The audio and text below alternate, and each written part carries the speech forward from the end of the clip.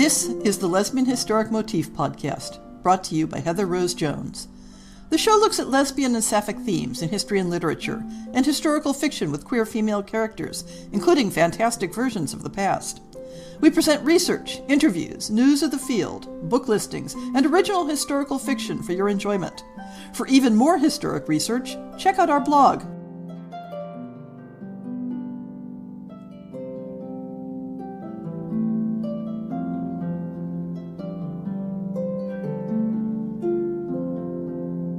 Welcome to On the Shelf for September 2024. I usually start off these episodes by commenting on the passage of time or noting something about the season. This month, you get to hear about what I did on my summer vacation. Okay, not all the things I did, but the ones relevant to the podcast. As regular listeners may know, I go to science fiction conventions, and I make a big effort to get to the annual World Science Fiction Convention, which is held in a different location every year.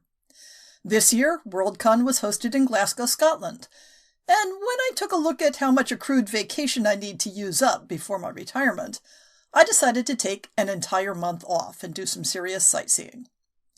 In addition to the convention, the organizing theme of my travels was doing some deep background location research for various writing projects.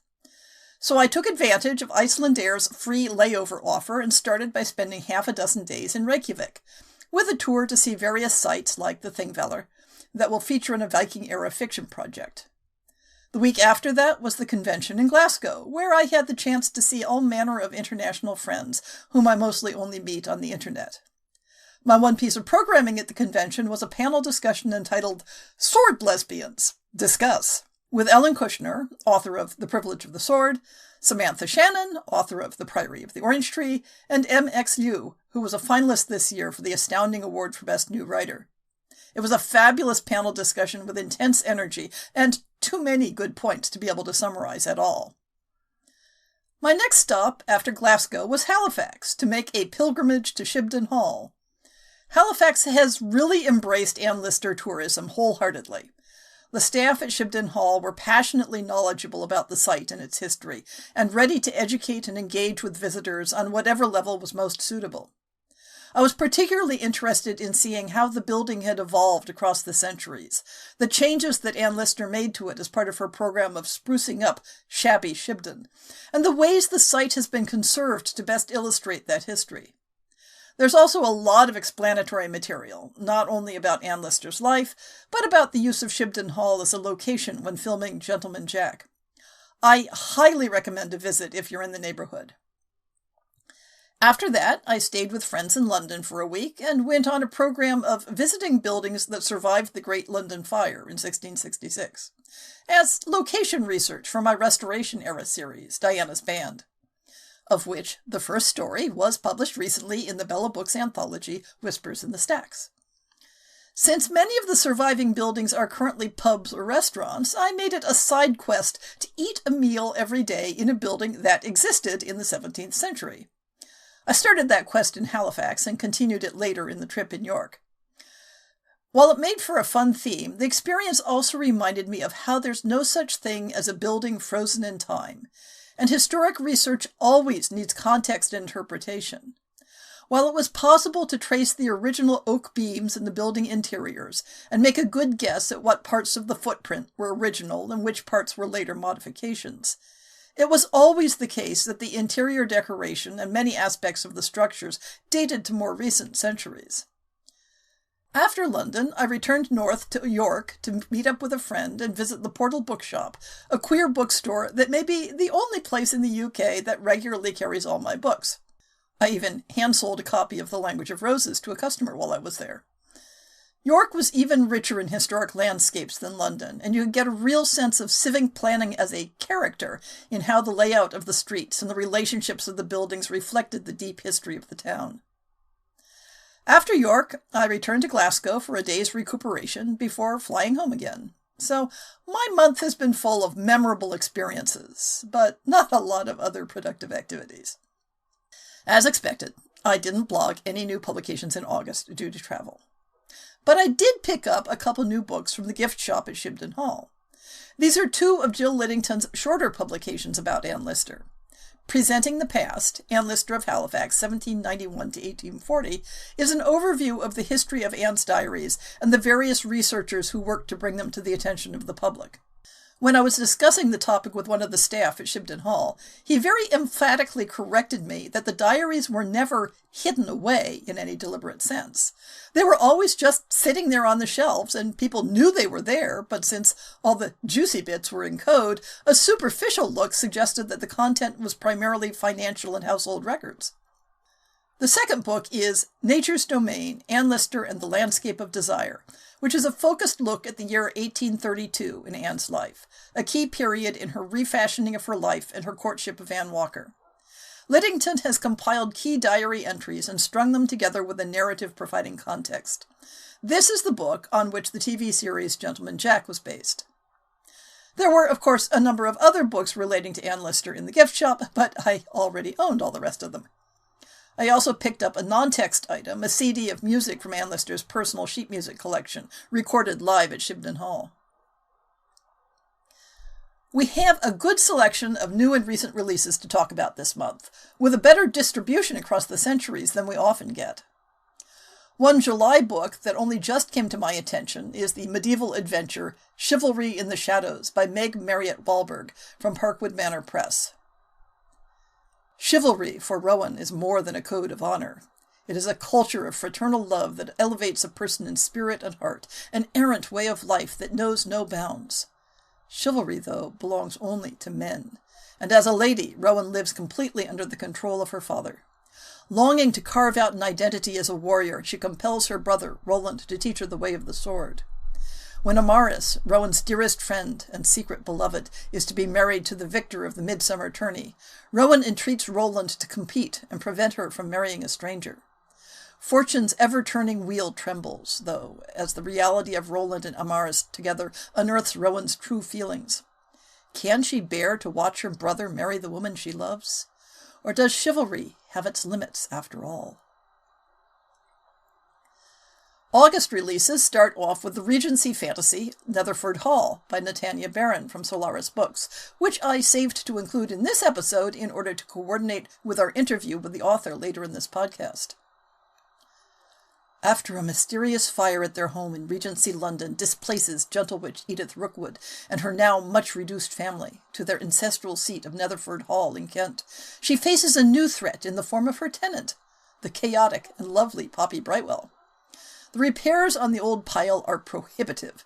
Edith's standing is uncertain, and her inheritance has been challenged by a forgotten American branch of the family. It is clear she needs to marry, soon and wisely, but the lively girl from Harrow House gradually comes to occupy all of her thoughts. As tenants, rivals, suitors, and enemies start to circle the Netherford, and dark secrets about both women's pasts come to light, Edith and Poppy must confront what it means to fight for love and family, and to be their authentic selves. The gender-crossing western, Generations, by Madison Locke, is tagged as a fantasy, but it's unclear to me from the cover copy whether there are, in fact, fantasy elements. The description of the main character's gender identity is a bit ambiguous, and I don't know how the Native American love interest is handled. So if these may be important elements for you, perhaps check out reviews before reading. Generations follows Sam, a woman forced to live as a man in the late 19th century. From a young age, Sam navigates the complexities of a male-dominated world, facing unparalleled challenges as she transitions from boy to man. Tragedy strikes when her father dies, leaving her to carve out a solitary existence on the harsh frontier of Colorado Territory. Enduring the unforgiving elements and the dangers of the Wild West, she builds a homestead from scratch. A pivotal moment comes when she rescues a Native American woman, igniting a forbidden love that defies social norms. Generations later, Jordan, a descendant of Sam, finds herself stifled by societal expectations. Much like her ancestor, Jordan yearns for a life outside of traditional boundaries. Through unexpected connections, she discovers a long-lost relative, offering a lifeline and a deeper understanding of her own identity. The novel explores how the experiences of one generation echo through time, shaping the lives of those who follow and illuminating the enduring power of human resilience, love, and the complexities of identity. September books start off with a story from the late Roman Republic. Between Feud and Treason by Francis Grash from Improvisatia. Cassia's life turns upside down after she discovers her father was involved in the plot against Caesar. She needs to learn how to function in the new reality, trapped between political unrest and her own ambitions. Always passionate about writing, she tries to follow her heart. The more she descends into the artistic world, the greater obstacles she encounters, one of them being a newly uncovered desire. What choices will Cassia make to free herself from this den of lies? Will she be able to abandon one goal in favor of another? The next title ties in with my interest in Restoration London, The Pudding Lane Witch by A.W. Jackson from Cranthorpe Milner Publishers. On the run from the mob who killed her mother, young pyrokinetic witch Guinevere Baxter is running out of options.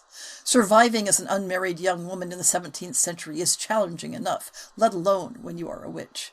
So when the opportunity to wed the local baker is presented to her, Guinevere feels she has no other choice if she wants to survive. Tragically, marriage is less peaceful than Guinevere had envisioned, and she struggles to keep her witch identity hidden as she suffers through her husband's daily abuse. But everything changes with the arrival of a young slave woman, Cambili, and Guinevere falls hard and fast, her love for Cambili shining bright in her otherwise hellish life. But with both witches and mortals working against her, will Guinevere ever be able to make a life for herself and her true love? Will she ever have her paradise? Given the reference to the protagonist as a pyrokinetic and married to a baker, I have to wonder if there's a very direct connection to the Great London Fire, which started out in a bakery on Pudding Lane. Renee Dahlia has a short story on offer, The Pirate's Willing Captive, Swain Cove No. 1. There are two things Zipporah McJohn can't resist: a beautiful woman and an adventure. When her brother asks her to kidnap his sister-in-law to help her escape an abusive husband, Zipporah is keen for the adventure. She doesn't expect Lady Abigail Coxpeckle to be so brave under her polite porcelain facade. Soon their kisses, the murder of Lord Coxpeckle, and the little matter of an accidental pregnancy all threaten to destroy Zipporah's pirate smuggler lifestyle. Can Zip keep her freedom if she falls in love with the most inconvenient of her lovers?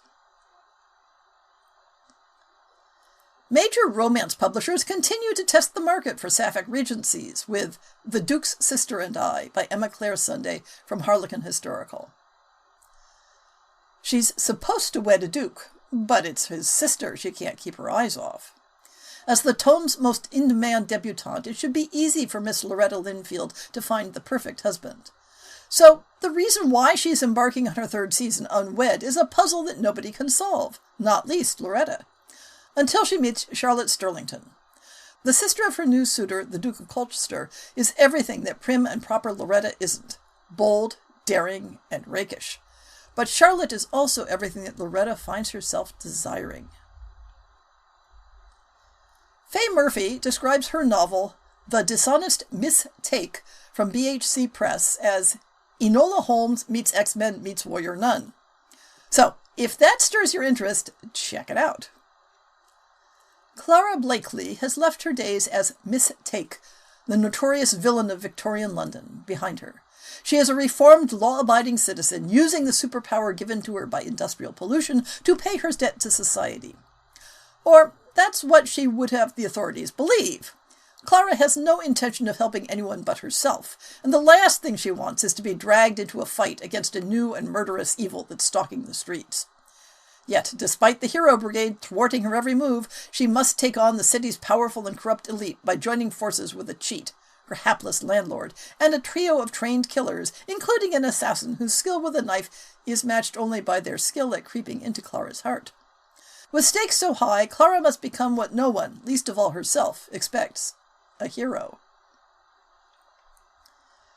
Rounding out our tour of the centuries, we have The Market Women of Diamond Square by Jan Ellen Kurth from EastEnders LLC. When Katya Wessel, takes over a fruit stand at Pittsburgh's Diamond Market House, she assumes she's simply working to support herself and her invalid father. But she finds something else: a sisterhood of hucksters. Shrewd, outspoken, hardworking, and hard-drinking market women. Women who congregate in the saloons around Diamond Square and make them their own.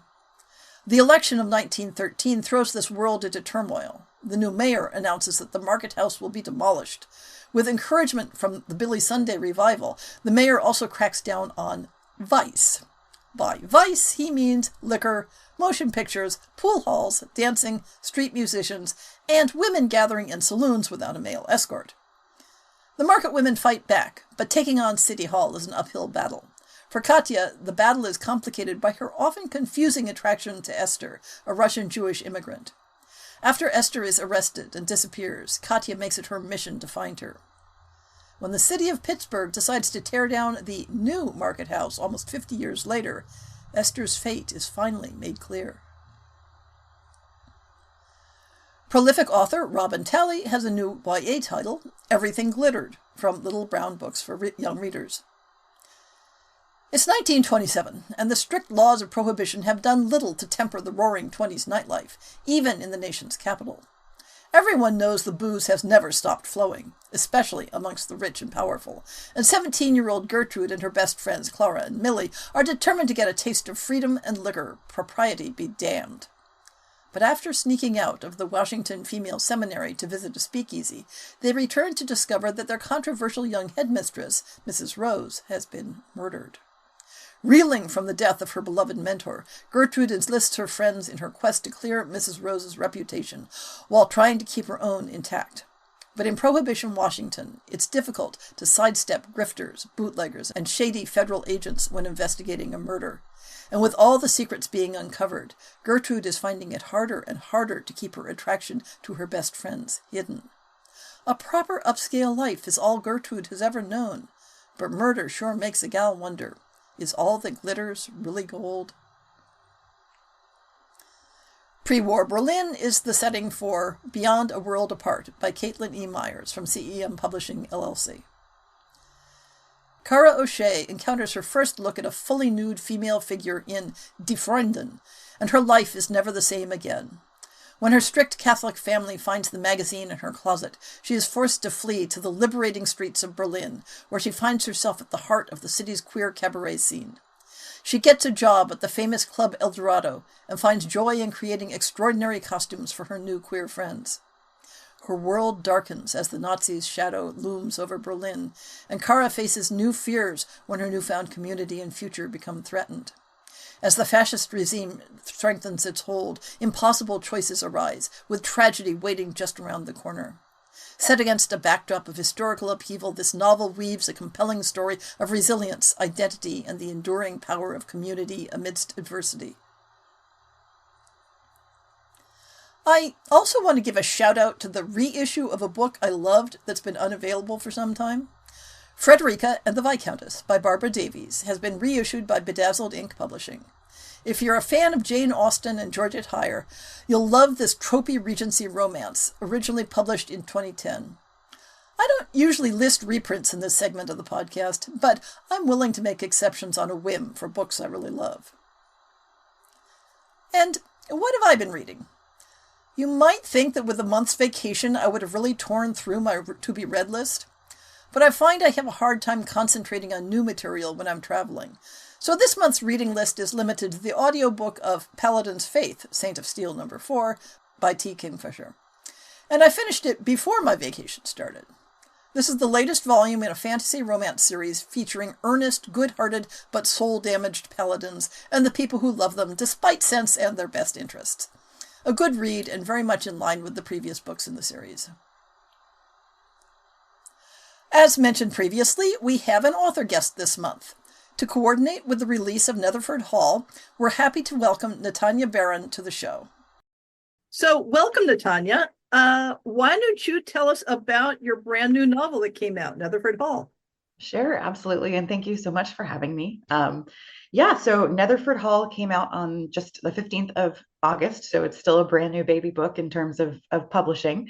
And it is a reimagined sort of Pride and Prejudice, but sapphic with witches. So it takes the wit and sort of humor and novel of manners that we're very familiar with in the age of Austen, but casts magic and an England where witches have been involved in everything from politics to culture for a much longer time, which basically creates a much more accepting and open world. So queerness is just an option. It's not a political statement. And as much as, I think stories are so important, of course, to talk about the struggle. This was really my attempt to write about queer joy and just have it be the love story I would have loved to read in my 20s when I fell in love with Jane Austen and was discovering myself as a bisexual person. Yeah, and not only is queerness an option, but evidently vampires are an option and witches are an option. And Yes. I'd like to sort of poke at two questions that aren't meant to, like, challenge why you wrote this, but Mhm. get at how this inspired you. The first is, why Jane Austen? And the second is, why witches? So Sure. let's start out with why Jane Austen, because I did an entire podcast on why Jane Austen is so rich in It possibility is. of sapphic fiction. Absolutely. And I think, for many people, I was joking recently that the BBC Pride and Prejudice from 1995 was a queer awakening for me because it was really one of those moments where, I mean, Jennifer Eel is so beautiful in that film. And Regency clothing, I think, is so, in terms of the femme presentation, is so sumptuous and sexy, even though they're so tied up. And I remember there's this scene where she and her sister, of course, they're not actually sisters in real life because they're actors, but they're taking down their hair and they're in their chemises, and I'm just like sweating watching this, like, oh my gosh, like,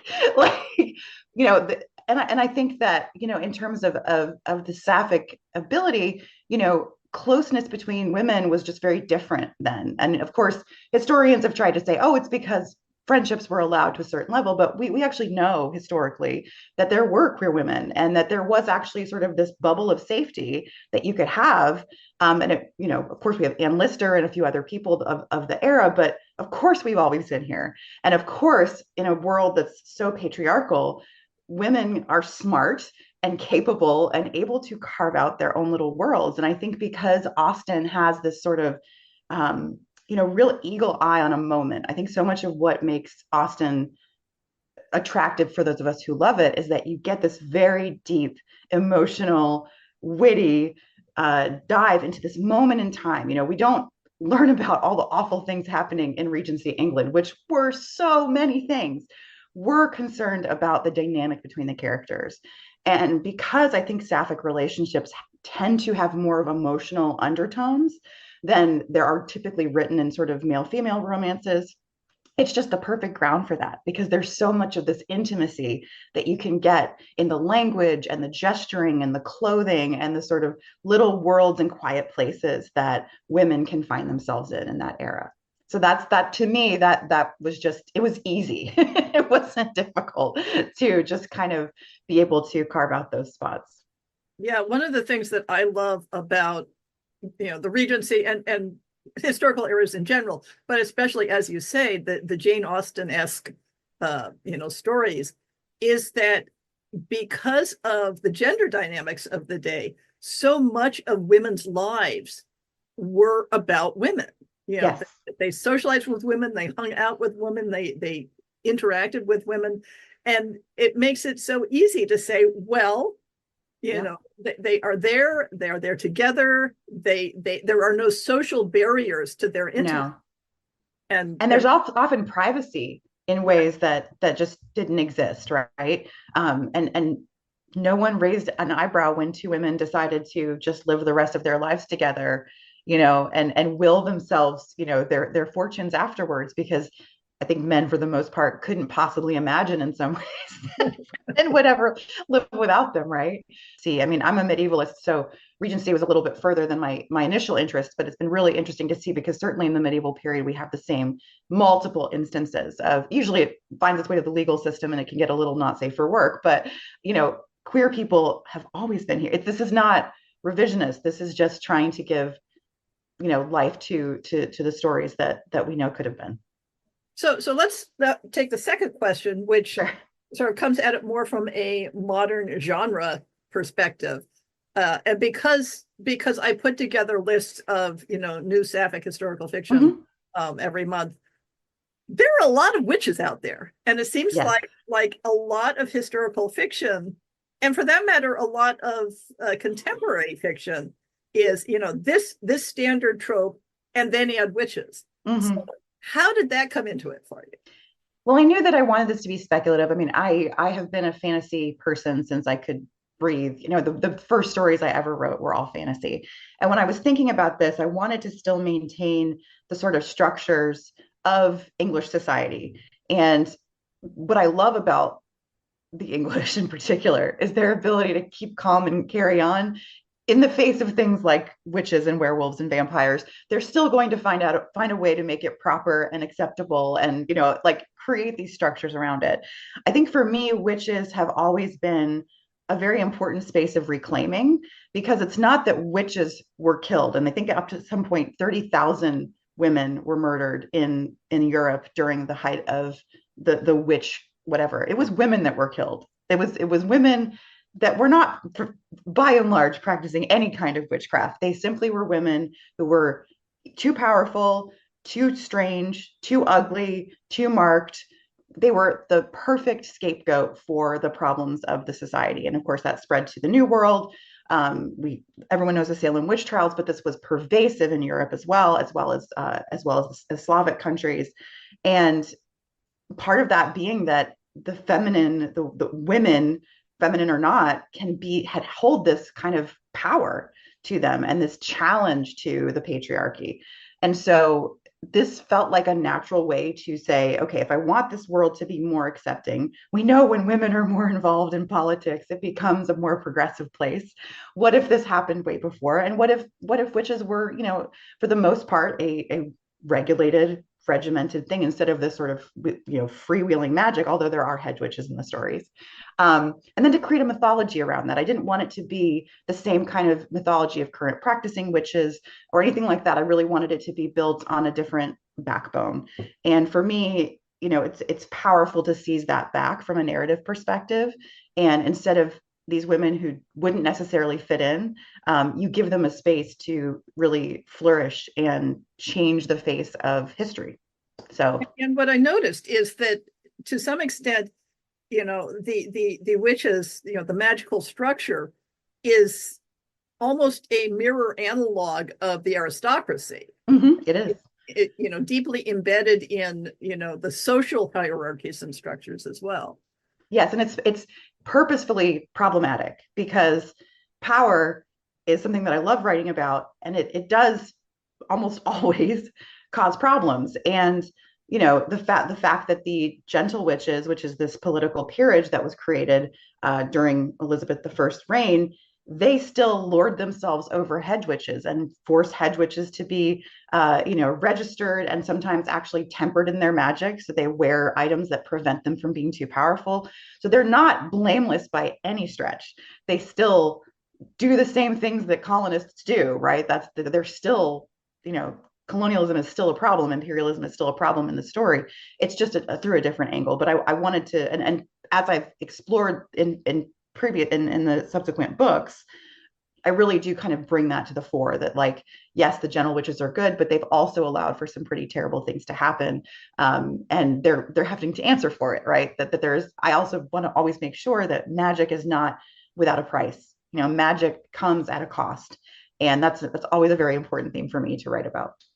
And there's a very strong strain I noticed of sort of magical noblesse oblige, where Mm-hmm. where at a time in our timeline where the responsibilities of the aristocracy toward the common folk were really kind of eroded, Yes.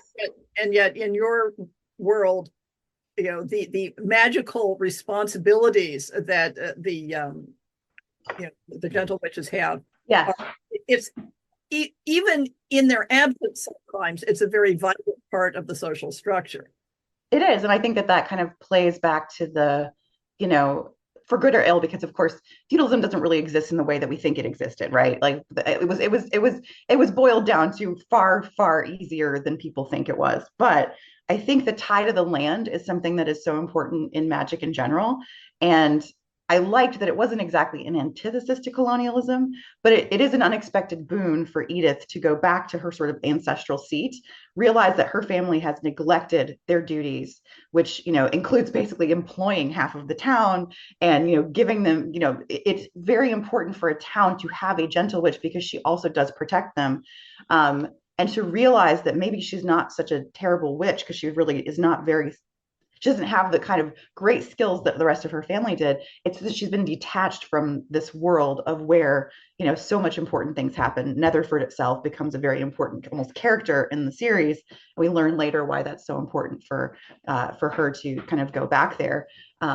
So for her, I think it's, pretty essential that we have this opportunity to explore those themes, because I mean, I'm, in terms of my own witchiness, more or less, like for me, the power of being outside, the power of place, the power of, the earth itself is pretty remarkable. So, knowing that Edith's descended from thousands of years of people in the same area, this can, it can make a difference. But I also open up to the fact that people can connect, even if they're not necessarily blood bound to that place, because, we do want to make sure that the world is a welcoming place as well. So yeah.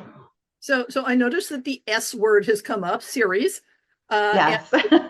being on social media that you're working on book 3 in the series. Yes. Mm-hmm. Book 1 that just came out. Is the whole series going to be queer focused, or It is is.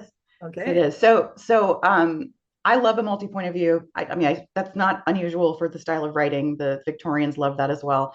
But I wanted it to have each series has a different character couple that they're following, but Edith and Poppy pervade through the whole thing. So it is always going to be a sapphic love story. Their love story is the love story, in the entirety of it. The second love story is male female, and then the third is two men. And I didn't even anticipate to have that kind of level of mirroring. It's just how the characters kind of talked about it through. But even in that, even in the straight story, there's a lot of queerness in the sort of presentation. I'm not going to spoil it, but one of the characters is dealing with a very terrifying transformation that makes her incredibly other and changes everything about her life. And so much of queerness, and I think so many of us who are queer identify with monsters, and with other beings and otherworldly creatures, because we have been made to feel so other, and exploring otherness within that. And that, I'm always team monster, because I don't think monsters are monstrous. I think it's just the people who don't have the ability to see beauty in different ways and power in different ways to see. So that was fun in book 2 to be able to experience that. um, Meanwhile, continuing the story of Edith and Poppy as their relationship blooms, and they kind of have the large arc of the story, and then the romances have sort of the smaller arcs of the story. So you get both the big world building and then the sort of cozy side of it as well. Uh-huh. So, are there any other books that you've put out that you'd like to give a shout out to while we're on? Sure. So, coming out in December is the second book in my Queens of Fate series, and that is Arthurian feminist retelling, which is queer. I remember when I first published the book, I I think sometimes like our own personal concepts of what makes a book super super gay or queer is we're just in the world so much that I remember when I was like, well, it's a little queer. And I remember one of my first publishers said it was a big gay epic, and I was like, well, I mean that sure. I don't think the first book is so much, but the second book is bi for bi. It's really important that I wanted that bi visibility for characters. And then queerness is a theme through the whole thing. But the second book is sort of a take on Sir Gawain and the Green Knight, and a little bit of, if you've read Jacqueline Carey's series, Cashil's Dart, it's quite spicy. Two fated lovers who are not supposed to be together, and against all odds kind of manage to make things work. But that's coming out in December. And then next year, I don't have dates yet, but we should have both of the Netherford books and then the third book in the Queens of Fate series. So it's been a busy couple of years for me. No. So, if people wanted to follow you on social media and hear about everything as it's coming out, where should they look? Sure. So these days, after Twitter has whatever, the best places to find me are on Blue Sky, where I am at Natanya, and then at in Threads at Natanya Barron, which I know it's confusing when we have multiple ones, but thankfully my first name is relatively unusual. And then I do post quite a bit on TikTok. I am at Natanya Books. And yeah, you can see me there and my face and all of those fun things. And then my website is just natanyabaron.com. I try to keep that as updated as possible. Okay, I will put links to all of those in the show notes. Wonderful. Well, thank you so much for taking the time to join us. Absolutely. Thanks so much for having me. This has been great.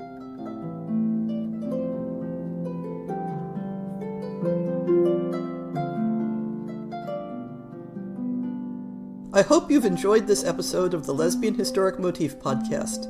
See the show notes for links to people and topics. Most shows will have a transcript linked as well. If you have a book announcement, a topic suggestion, or might like to appear on the show, please drop me an email. If you enjoyed this podcast, please rate it and subscribe on your favorite podcast app, and consider supporting our Patreon.